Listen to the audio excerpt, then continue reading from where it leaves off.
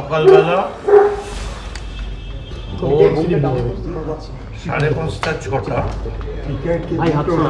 তখন আমাদের বাড়ির সবাই ঘুমোচ্ছিল। এই সময় আমাকে এসে আমার সঙ্গে যে রাত্রে ছেলেটি বাড়িতে থাকে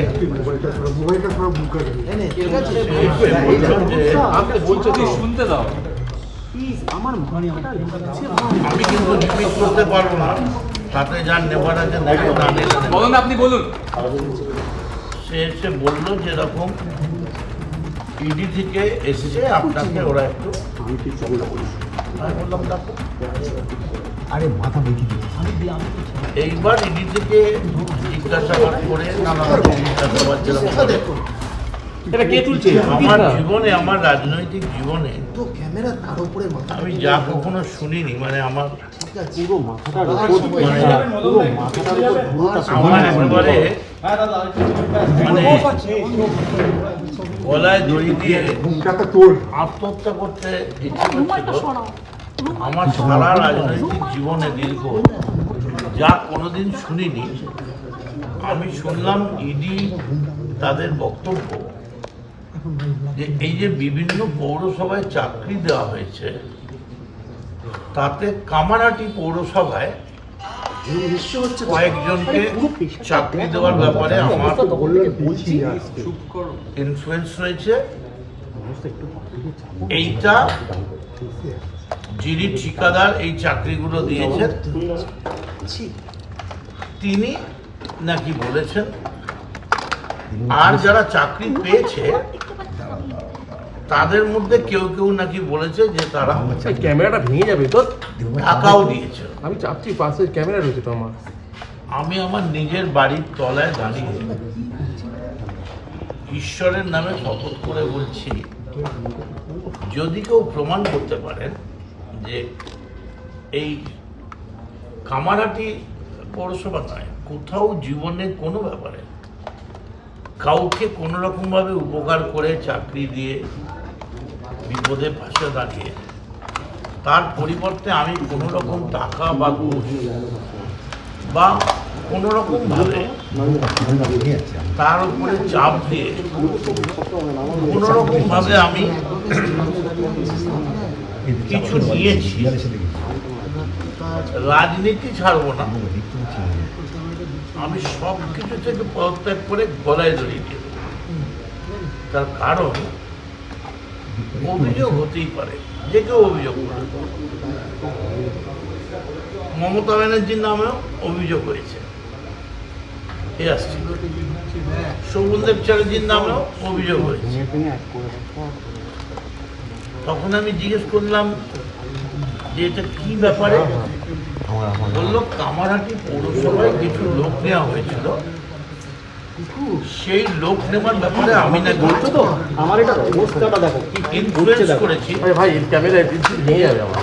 কাকে কাকে নেওয়া হবে? প্রথম কথা, আপনারা জানেন যে কোনো মিউনিসিপ্যাল পরীক্ষায় তার একটা প্রসেস আছে, সেই প্রসেসে পরীক্ষা হয়, সেই পরীক্ষাটা নেয় যে টেন্ডারটা পেয়েছে সে থাকে, এবং মিউনিসিপ্যালিটির অফিসার, মিউনিসিপ্যালিটির চেয়ারম্যান যাকে মনে করেন রাখেন, কোথায় পরীক্ষা হয়েছে, কবে পরীক্ষা হয়েছে, কিভাবে পরীক্ষা হয়েছে, কজন পাস করেছে, আমি কিছুই ভাই পুরো কাঁধের উপরে প্রেশার টেশার দিয়ে রেখে দিয়েছি। আমার কিছু চেনা জানা লোক আমি তাদের দেখেছি, তাদের আমি জিজ্ঞেস করেছি, তারা বলেছে আমরা পরীক্ষা দিয়েছি, পরীক্ষায় পাস করে চাকরি পেয়েছি। এখন সেখানে বলছে যে আপনার কথা বলেছে, কে বলেছে? যার নামে দুর্নীতির অভিযোগ, যে ঠিকাদার, যিনি বহু পৌরসভায় এরকম ভাবে চাকরি দিয়েছেন, তিনি নাকি বলেছেন যে আমাকে অনেকের নাম বলেছেন, তার মধ্যে নাকি MM বলে কোথাও ব্যবহার আছে। আমি বললাম MM বলে তো মানুষ মুখার্জিও হয়,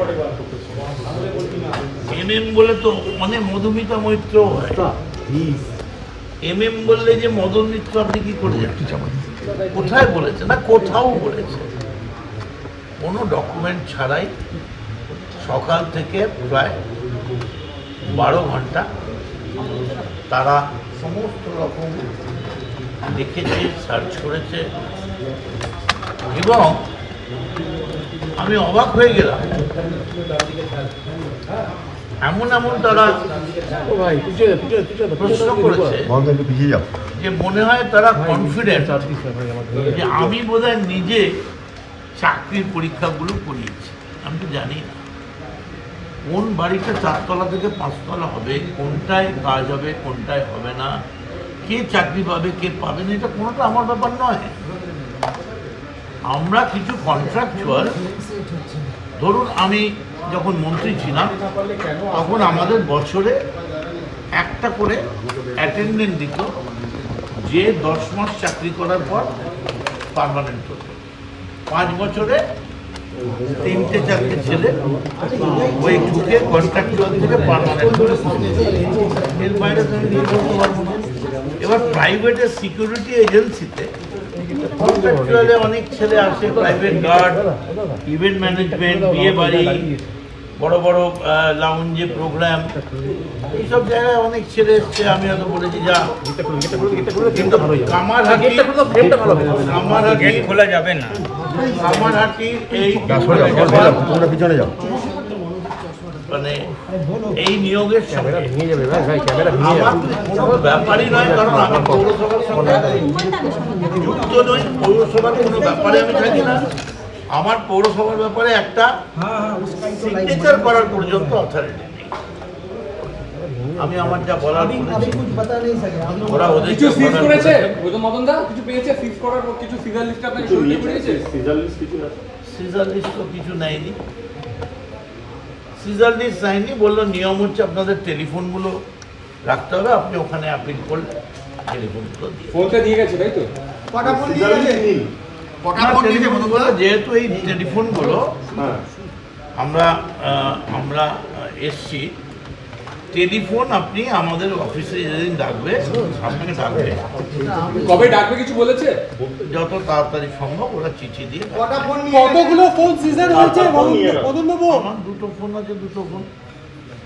এটা এই কারণেই বলছি যে যারা আমার 2টো ফোন 9830398308 আর 8420 দেখতে পাচ্ছি কিছু দেখ কেন এই দুটোয় বিপদে পড়লে ফোন করেন, তারা তো এটা ফোনে পাবেন না। তাহলে মানুষ ভাববেন মদন মিত্র পালিয়ে গেছে বা ফোন বন্ধ করে দিয়েছে।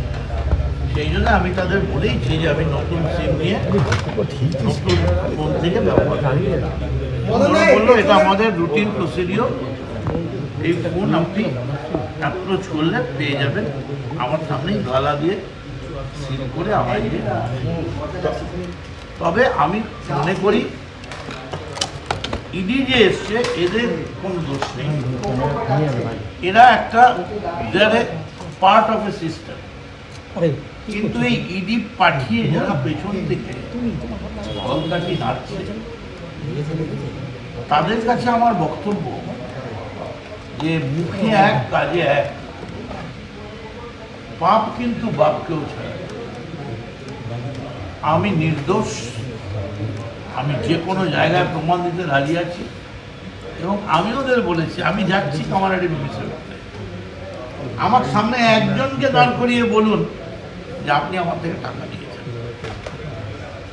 আর আপনারা যদি কেউ বিশ্বাস করেন, এতদিনের রাজনৈতিক জীবনে এক কাপ চা পর্যন্ত ঘর থেকে কোনোদিন খায়নি। চাকরি, হসপিটাল, সাহায্য, কত রকম ওষুধ কেনা, ভর্তি, কলেজ, স্কুল, আজ পর্যন্ত আমার গায়ে কিন্তু এই দাগ লাগে। এমনকি আমাকে 2008-এ সারদা মামলায় জড়ানো হয়েছিল, এটা 2026।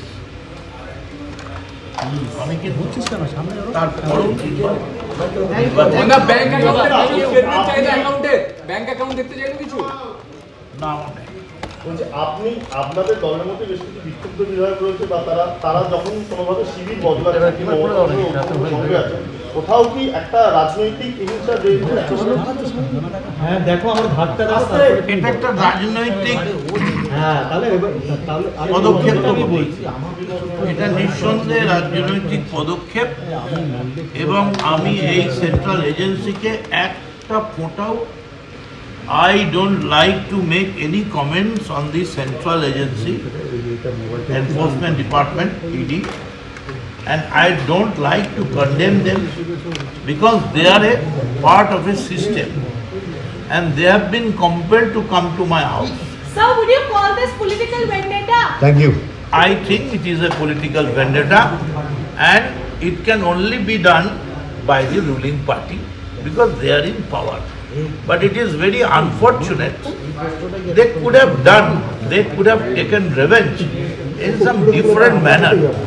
But such a poor corruption charge, যে একটা গরিব ছেলেকে চাকরি দিয়ে তাও মিউনিসিপ্যালিটিতে, যেখানে অর্ধেক মিউনিসিপ্যালিটিতে মাইনেই দেরি করে হয়, এখনো বোধহয় পড়ানো করে 6 মাস না 7 মাসের বাকি, টিটাগড়ে বাকি।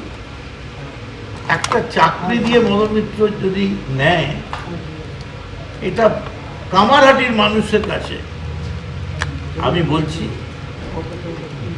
ये विश्वास करने का चीज नहीं, कोई विश्वास नहीं। রাস্তায় নামছে না যারা মানুষ শিবির বদলাচ্ছেন না তখন এইরকম ভাবে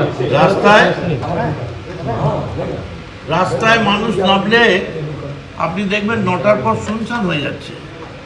ঠিক যেমন গোপাল সেন মার্ডার হয়েছিল যাদবপুরের উপাচার্য, যেমন নকশাল আমলে হয়েছিল 7টা বেজে গেলেই বাড়ির লোক ফোন করতো তাড়াতাড়ি বাড়ি চলে আসে, ঠিক তেমনি 9টার পরেই শুনশান হয়ে যাচ্ছে। মদন দা, সুদীপ বন্দ্যোপাধ্যায় বিদ্রোহী ব্লকে নাম লিখিয়েছেন আজকে।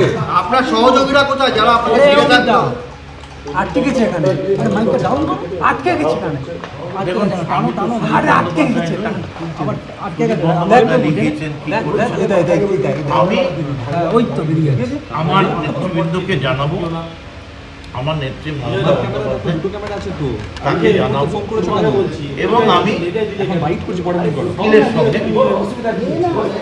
পরামর্শ। প্রায় 14 ঘন্টা এনফোর্সমেন্ট ডিরেক্টরেট প্রায় 14 ঘন্টা মদন মিত্রর বাড়িতে সার্চ চালায় এবং তারপরে তারা বেরিয়ে যান।